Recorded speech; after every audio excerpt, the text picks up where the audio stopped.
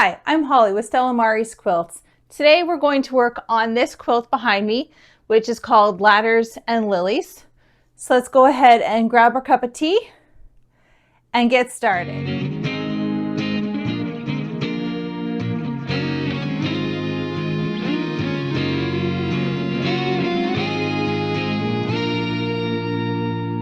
To make our block A, we're going to start with a square that is 3.5 by 3.5. Then we're going to take some of our background fabric, that's a 4 by 4 square, and we're going to cut it diagonally in both directions.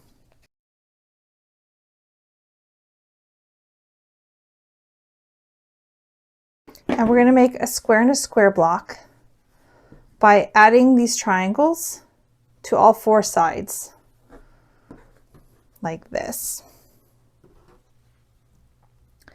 To do that, we're going to find the center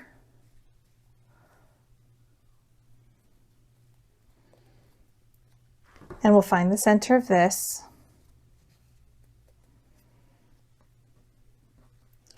We'll put them together and we'll go ahead and sew across a straight line. We'll add 2 sides to start.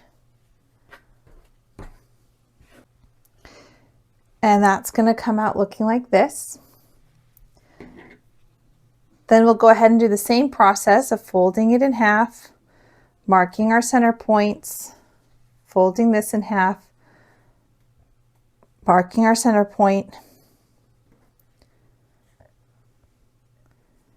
line up those centers, stitch across, and we'll do this side and this side. And that's what that looks like. You'll see that we have some pokey out spots here. So we'll just go ahead and use our ruler. You can use scissors if you like, and just trim off.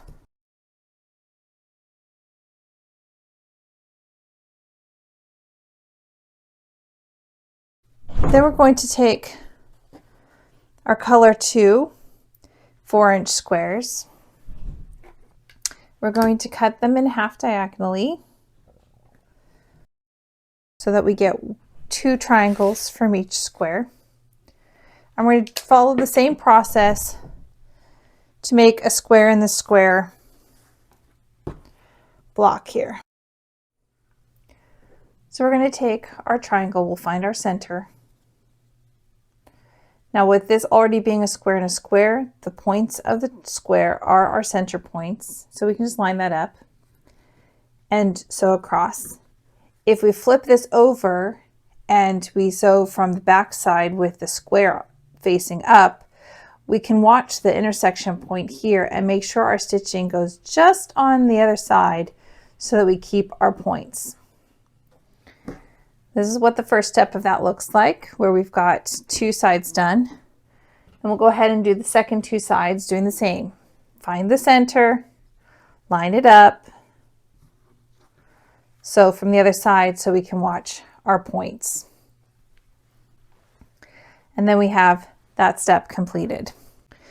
The next step is to do, again, another square and a square. So we're going to take our dark square, which is from color 1, and we're going to cut this in half diagonally, but we're going to cut it in both directions so that we have 4 triangles from the 1 square.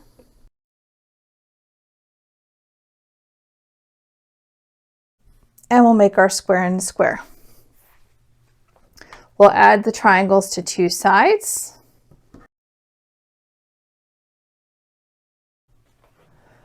Just like that.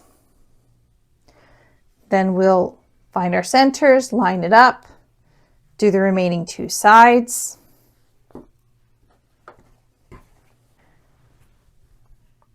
And we'll have the center point of block A. Now we need to work on the last square and a square sections for the outside corners, triangles that we're going to add. To work on those, we're going to take one of our color 2 squares, which is 4 inches. We're going to cut it in half diagonally and we're going to start wrapping fabric around it. So we're going to take a strip of our background.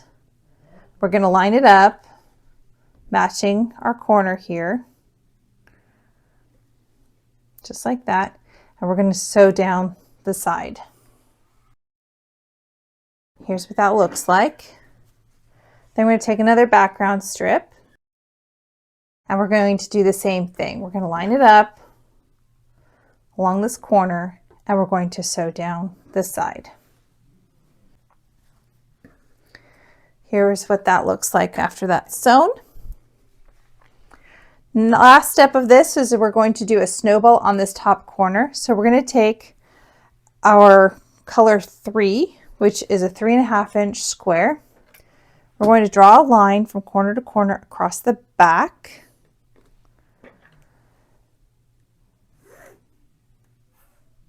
Using whatever marking tool works for you, as long as you can see the line. Then we're going to line this up right here in the corner so that our line goes across, and we're going to go ahead and stitch down on that line. With the stitching complete, we're going to go ahead and trim. So I'm going to go ahead and trim 1/4 inch away from that line. I'm going to open this up, and then I'm going to straighten out my triangle here. Now when I cut this, I cut my first side a little short. It's still going to work because it will be captured within my seam allowance, but I did adjust the pattern to a better length for that. So that's what that looks like. Now we're going to add these pieces to the square that we've completed.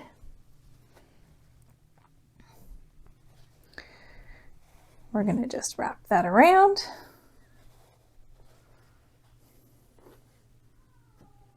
Just like that. And we're going to follow the same process. We're going to find our center, mark our center. We're going to line it up with our square. And if we flip it over, we can see where the intersection point is. And so from this side, to try and do our best to keep our points. So we'll do 2 sides first. Press that back. Then we'll add the remaining 2 sides. Same process, find your center, line it up, flip from the back, and sew across. And then we have our completed block A unit. Working on block number 2, we're going to use 2 5-inch squares of our background and 2 5-inch squares of our color number 3. And we're going to make half square triangles using the 2 at a time method. So I'm going to go ahead and draw a line from corner to corner on the back of my background. And then I'm going to pair these with my color 3. And I'm going to take this to the sewing machine and sew down both sides of that drawn line. Now we're going to be trimming this up to about 4.5, and there's not a lot of wiggle room with this, so I would do a very scant 1/4 inch seam on these. Now that I've sewn on both sides of the drawn line, we're going to go ahead and cut this apart on that drawn line. And we're going to square this up. So you can use different methods to square. You can press this back and then use a squaring tool like this, where you just align your 45-degree line across where your seam line is, and then square the block to 4.5. Or you can use a block lock, or you can use the Clearly Perfect slotted trimmer. I like to use the Clearly Perfect slotted trimmer. I just line my seam line up with their line and then trim. There's not a lot to trim off. And then I'll go ahead and press that back.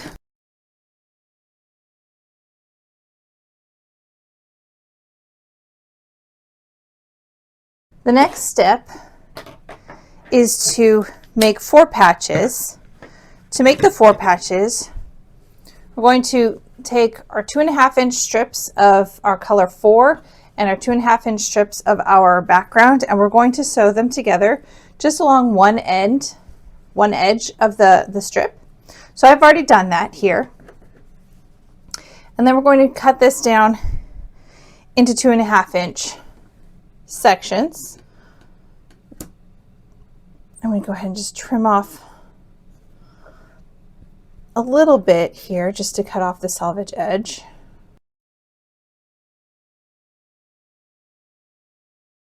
You can press this open before you start cutting your 2.5-inch. I like to leave it closed and then press afterwards, or even just finger press before I sew together my 2 sections. So we're going to just go ahead and press that back, match them up so that the print is in opposite corners, and then we'll sew down this side. That's then going to give us our 4 patches. The next thing is to lay out the block. For the unit, block number 2, we're going to need 5 of our 4 patches, and they're all going to be going in the same direction with the print in the right corner and then the bottom left. And then we'll add our half square triangles. Then we want the color coming in and meeting at the points here. We'll go ahead and sew this together in rows, whatever method you like best. I like to chain piece, so I'll sew these 2, then these 2, then these 2, and then add, and then sew the whole block together. And this is what our finished block will look like. And here's our finished quilt. We've got 4 across and 5 down for the block layout. It alternates between the 2 different block options, block A and B, which are a lily block as well as the Jacob's ladder.